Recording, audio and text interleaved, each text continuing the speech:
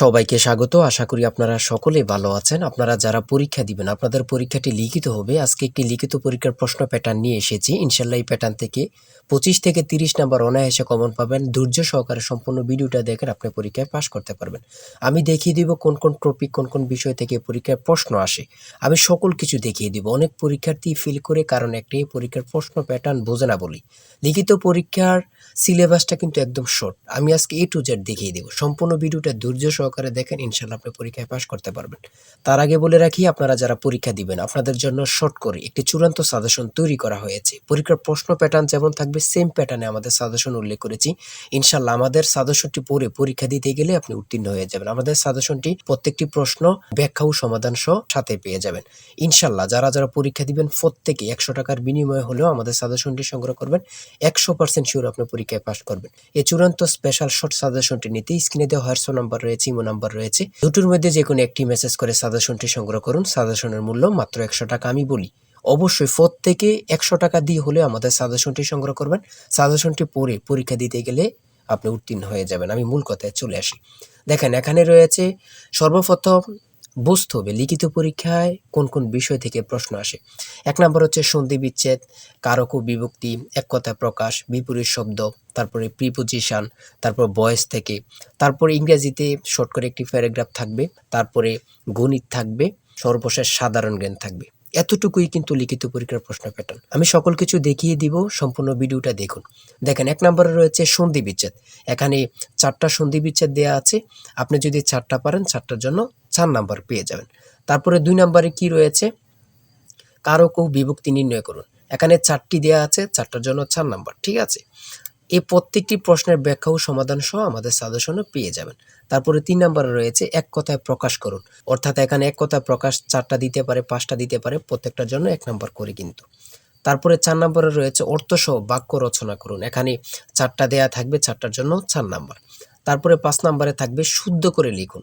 এখানে 5টা দেয়া থাকবে, 5টার জন্য 5 নাম্বার পেয়ে যাবেন, অথবা 4টা দেয়া থাকবে, 4টার জন্য 4 নাম্বার। অর্থাৎ এখানে যদি 5টা প্রশ্ন থাকে 5 নাম্বার পাবেন, 4টা প্রশ্ন থাকলে 4 নাম্বার পাবেন। কিন্তু এই প্রশ্ন প্যাটার্ন অনুযায়ী সেম প্যাটার্ন আপনাদের পরীক্ষা হবে। আমার কথা বুঝতে পারছেন? তারপরে 6 নম্বরে কি রয়েছে, ইংলিশ থেকে preposition, fill in the gaps with preposition. Preposition 5টা থাকবে অথবা 4টা থাকবে, প্রত্যেকটি প্রশ্নের মান কিন্তু 1 করে, বোঝেন কিন্তু। তারপর make the sentence with the following phrases. ঠিক আছে, এখানে 5টা থাকতে পারে, 4টা থাকতে পারে, কিন্তু প্রত্যেকটার জন্য 1 নাম্বার করে। হ্যাঁ, তারপর অপর দিক দিয়ে কি আছে আমরা একটু দেখে নিই। তারপর রয়েছে কারেক্ট দ্য ফলোইং সেন্টেন্স। ঠিক আছে, এখানে 5টা থাকবে অথবা 4টা থাকবে, প্রত্যেকটার জন্য 1 নাম্বার করে আপনারা পেয়ে যাবেন। তারপরে ভয়েস থেকে থাকবে 4টা থাকবে, 4টার জন্য 4 নাম্বার। তারপরে থাকবে make sentence with the following pairs of word. এখানে 3টা থাকতে পারে, 4টা থাকতে পারে, 5টা থাকতে পারে, প্রত্যেকটি প্রশ্নের জন্য কিন্তু 1 নাম্বার। এটা বুঝতে হবে। আমি কোন কোন বিষয় নিয়ে আলোচনা করতেছি, এই বিষয়ের উপরে কিন্তু পরীক্ষা থাকবে, বোঝেন কিন্তু আগে। তারপরে গণিত রয়েছে, 11 নম্বর রয়েছে একটি বইয়ের মূল্য 24 টাকা। এই মূল্যে বই তৈরির ব্যয় 80%, বাকি মূল্যে সরকার ভর্তুকি দিয়ে থাকেন। ভর্তুকি কত? খুবই গুরুত্বপূর্ণ একটি প্রশ্ন। দেখেন এই প্রশ্নটির সমাধান কিন্তু দেয়া আছে আমাদের সাজেশনে সেম ভাবে। প্রত্যেকটি প্রশ্নের ব্যাখ্যা ও সমাধান সহ পেয়ে যাবেন। ঠিক আছে, অঙ্কটি দেখে নেন। এই অঙ্কটি যদি পারেন তাহলে আপনাকে 5 নাম্বার দেয়া হবে।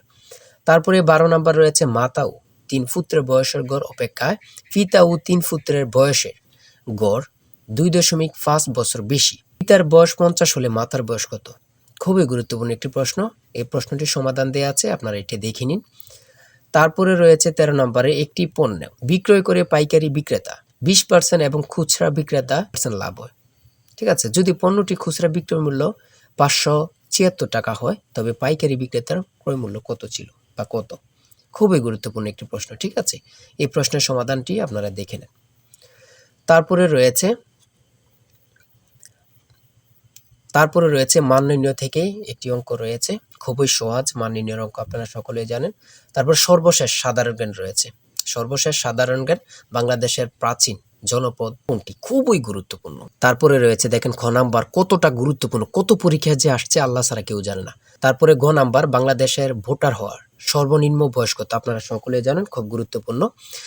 গ নাম্বারে রয়েছে বাংলাদেশের নেভাল একাডেমি কোথায় অবস্থিত? খুবই গুরুত্বপূর্ণ। তারপর ও নাম্বার, 6 নাম্বার গম্ভীরা বাংলাদেশের কোন অঞ্চলের লোকসঙ্গীত? খুবই গুরুত্বপূর্ণ, চাঁপাইনবাবগঞ্জের। ঠিক আছে, এমনভাবে প্রত্যেকটি প্রশ্ন কিন্তু খুবই গুরুত্বপূর্ণ। আমি আশা করি আমাদের সাজেশনটি প্রত্যেকে সংগ্রহ করবেন। ইনশাআল্লাহ আপনার পরীক্ষায় পাস করবেন। সর্বশেষ যে প্রশ্নটি রয়েছে, জাতিসংঘ দিবস কবে পালন করা হয়? 24 অক্টোবর। খুবই একটি গুরুত্বপূর্ণ প্রশ্ন উত্তর। আমি বলি অবশ্যই প্রত্যেকে আমাদের সাজেশনটি সংগ্রহ করবেন। যারা পরীক্ষা দিবেন প্রত্যেকে সাজেশনটি সংগ্রহ করবেন। আর হ্যাঁ, অবশ্যই চ্যানেলটি সাবস্ক্রাইব ও পেজটি ফলো দিয়ে রাখবেন। যেকোনো তথ্য দেওয়ার সাথে আমরা ভিডিও আপলোড দিয়ে রাখবো। আপনি যদি চ্যানেলটি সাবস্ক্রাইব ও পেজটি ফলো দিয়ে রাখেন, ভিডিও আপলোড দেওয়ার সাথে চলে যাবে আপনার কাছে নোটিফিকেশন। সবাই ভালো থাকবেন, সুস্থ থাকবেন। আল্লাহ হাফেজ।